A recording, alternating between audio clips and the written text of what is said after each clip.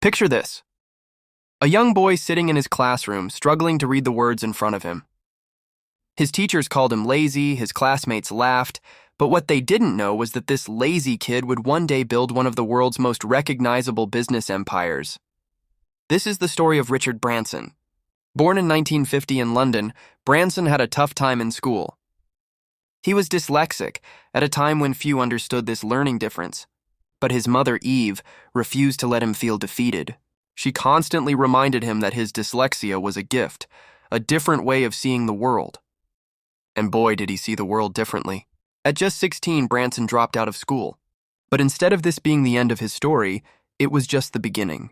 With nothing but 300 pounds and a wild dream, he started a magazine called Student. While most teenagers were worrying about dates and homework, Branson was interviewing celebrities and selling advertising space. But here's where it gets interesting. One day, while sitting in his basement office, young Richard had an idea that would change everything. He noticed how expensive records were in mainstream stores. So he decided to sell records by mail order, advertising them in his magazine. This small side hustle would eventually become Virgin Records. The name Virgin?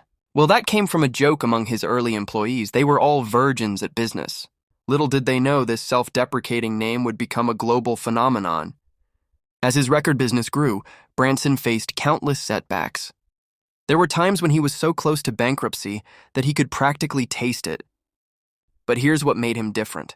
Where others saw obstacles, he saw opportunities. When British Airways dominated the skies, he launched Virgin Atlantic. When traditional banking felt stuffy and corporate, he created Virgin Money. Today, the Virgin Group spans over 400 companies across 35 countries. From trains to planes, from gyms to space travel, yes, actual space travel. Branson has built an empire by following one simple principle: find what frustrates people and fix it with style. But perhaps the most inspiring part of Branson's story isn't his wealth or success, it's his attitude.